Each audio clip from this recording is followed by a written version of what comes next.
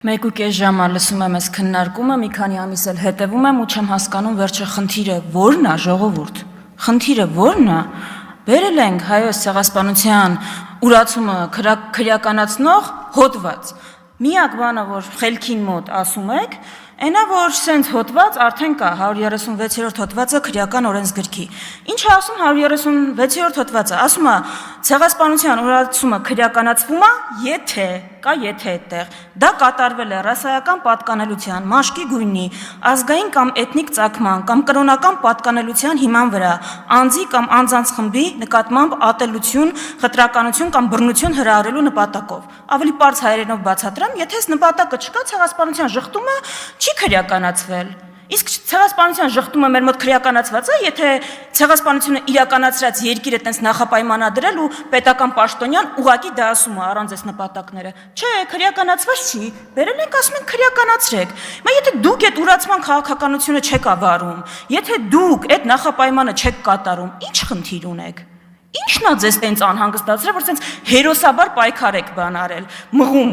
բանը ԱԺ խրամատներում այս օրենքի դեմ։ Ինչից եք տենց անհանգիստ, ընդհանրապես հայ մարդը այս օրենքի հետ ինչ խնդիր կարող ունենա, կարող եմ իմանալ։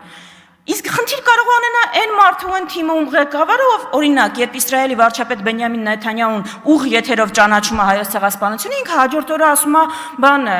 բայց մենք պիտի հասկանանք, այդ ցեղասպանության ճանաչումը մեզ ինչ խնդիր է մեզ համար լուծում։ Լավա չեք դատապարտել Նեթանյահուի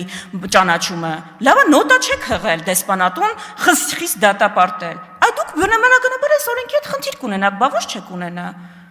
Ընդհանրապես դուք որ այս տեմպերով շարունակեք, Թուրքիայի ու Ադրբեջանի ԱԳՆ Հայաստանի հարցերով զբաղվող բաժինները կարան լուծարվեն։ Մարիա Կարապետյանի պես մարդ ունեն այստեղ, ինչ խնդիր ունեն։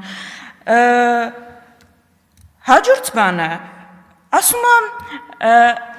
ինչ խնդիր կա, Մարիա Կարապետյան, ասում է Միքայել Սրբազյանի խոսքերին Քրիստինե Վարդանյանը ասել է, հա, ասել եմ իր կարծիքն է, բայց լավ, եթե խնդիր չունեք, համ Միքայել Աջապայանի հետ խնդիր ունեք, համ ոնց որ իմ հետ խնդիր ունեք, օրենքը ընդունեք, միանգամից իր վրա մի հատ հոդված կավելացնեք, ինձ էլ նոր հոդվածով կդատեք։ Կարաք,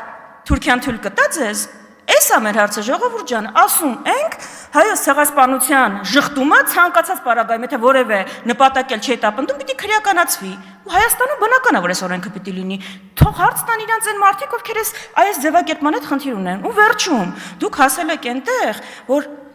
ոչ միայն ուրացել նսեմացրել, պղծել եք ամեն ինչ։ Դրա համար այստեղ դիմացս, որ հիմա դատար կա, Անդրանիկ Քոչարյանին կլինի նախքան ցեղասպանության 1.5 միլիոն զոհերի